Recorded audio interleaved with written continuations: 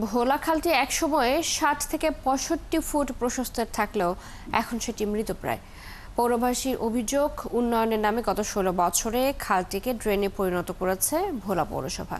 এমনকি পৌর কর্তৃপক্ষ নিজেরাই খালের ওপর শতাধিক দোকান নির্মাণ করে ভাড়া দিচ্ছেন, যে কারণে বাজারে আগুন লাগলেও খালের পানি থেকে বঞ্চিত হয় ব্যবসায়ীরা। তাই দ্রুত খালটি পুনরুদ্ধারে দ্রুত পদক্ষেপ নেওয়ার দাবি জানান তারা। কামরুল ইসলামের তথ্য ছবিতে প্রতিবেদন।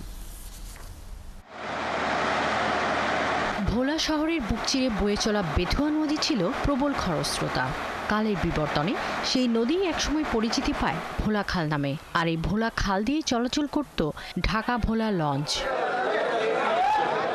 কিন্তু দখল ও দূষণের ছোবলে খালটি এখন মৃতপ্রায়।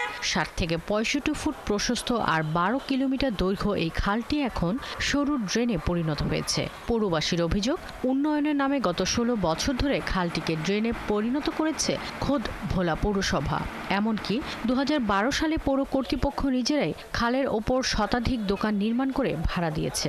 খালপাত তো দখল হয়েছে, খালটা তো শেষ, এখন আপনার ফুটপাত দখল হয়ে পুরা ব্যবসা বাণিজ্য সব চলতেছে। কতগুলো দোকানপাট মেউরিয়া করিয়া মাইসের তো টাকা টুকা লইয়া যাইয়া ঘর দুয়ার উড়ে তারা বিক্রি করে ঘরগুলেন। খাল বড় হয়ে গেলে তো টলার আসতে পারে না, ঠিকমতো মাল পাই না। খাল খুব শীঘ্রই যে খনন করলে আমাদের জন্য উপকার হবে।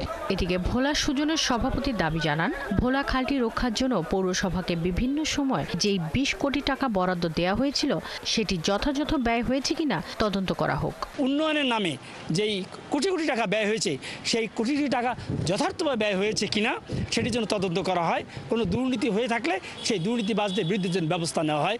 এদিকে খাল দখলে পৌরসভার সংশ্লিষ্টতার কথা স্বীকার করে ভোলা পৌর প্রশাসক জানান, অবৈধ দখলদারদের চিহ্নিত করে তালিকা করা হয়েছে। দ্রুতই খাল খনন ও উচ্ছেদ করা হবে। চিহ্নিত করে এটিকে জেলা প্রশাসনের কাছে হস্তান্তর করা হয়েছে যে কারা অবৈধভাবে আছে।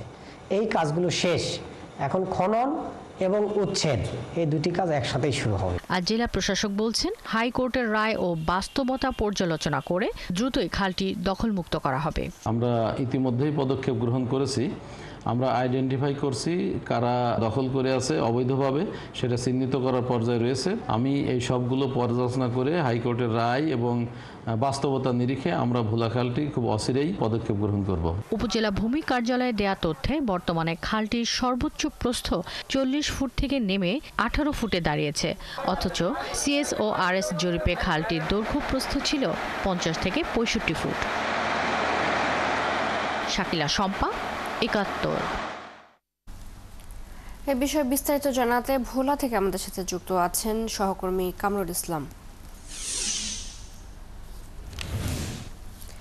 কামরুল, কি বলছে পৌরসভা কর্তৃপক্ষ? খালটিকে কেন সংস্কার করা যাচ্ছে না, কি জানতে পেরেছেন জানাবেন। যদি আপনি জানেন যে ভোলা পৌরসভার এই প্রাণ কেন্দ্র হচ্ছে ভোলার খালটি। আপনি এই খালটি এক সময় ভোলা থেকে ভোলা, ঢাকা, ভোলা, বরিশাল সহ বিভিন্ন জেলায় কিন্তু এখান থেকে লঞ্চ চলাচল করে। কিন্তু আমরা দেখেছি যে গত প্রায় ১৬ থেকে ১৭ বছর যাবৎ এই খালটি ক্রমান্বয়ে আস্তে আস্তে ভরাট করে একেবারে ছোট করে ফেলেছে। সে কারণে এখানে যে লঞ্চ চলাচল বন্ধ হয়ে গিয়েছে। এছাড়া এখানকার যে ব্যবসায়ীরা রয়েছেন, আপনি জানেন যে এখানে মুদি ব্যবসায়ী, কাঁচা ব্যবসায়ীরা রয়েছেন, তারা তাদের মালামাল বরিশাল সহ বিভিন্ন জেলা থেকে আনতে হয় এই ট্রলার এবং এই বিভিন্ন ছোট ছোট জাহাজে করে। কিন্তু সেই জাহাজগুলো এখন আর ঠিক মতো এখানে আসতে পারে না, কারণ ছোট এমন করে খালটাকে ভরাট করে ফেলেছে। সে কারণে এই ট্রলার গুলা এখন আর ধারে আসতে পারে না। সে কারণে তারা বাড়তি টাকা দিয়ে মালামাল গুলা ক্যারি করে আনতে হয়। তাই আপনি দেখতে পাচ্ছেন যে এখানে যে ভোলাতে ৪টি উঁচু ব্রিজ ছিল, সেই ব্রিজ গুলাকে ছোট করে ৪টি ব্রিজ নতুন করে করেছে উন্নয়ন ভোলা পৌরসভার উন্নয়নের নাম করে। এছাড়া পৌরসভার যে খালটি রয়েছে ভোলার, এই খালটিকে আস্তে আস্তে দখল করে বিভিন্ন জায়গায় আপনার ব্লক দিয়ে খালটিকে ছোট করে ফেলেছে। ভোলা মানুষের একটাই দাবি, এখানকার যে ব্যবসায়ীদের দাবি যে এই খালটিকে খুব দ্রুত করেই যেন এটাকে সংস্কার করা হয়, সংস্কার করে যেন এটাকে খালকে পুরো নতুন করে যেন এটার রূপ ধারণ আগের রূপে যেন নিয়ে আসা হয়। আপনি জানেন যে পৌরসভায় কিন্তু প্রায় শতাধিক দোকানপাট করে, খালের ভিতরে দোকানপাট করে কিন্তু তারা তাদের ভাড়া দিচ্ছে এবং তারা অনেক টাকা টাকা নিয়ে তারা এইসব দোকানগুলোকে ভাড়া দিচ্ছে।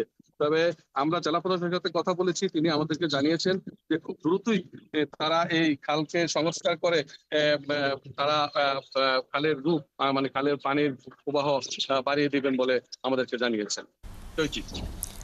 কামরুল্লাহ, আপনাকে ধন্যবাদ আমাদের সাথে যুক্ত হবার জন্য।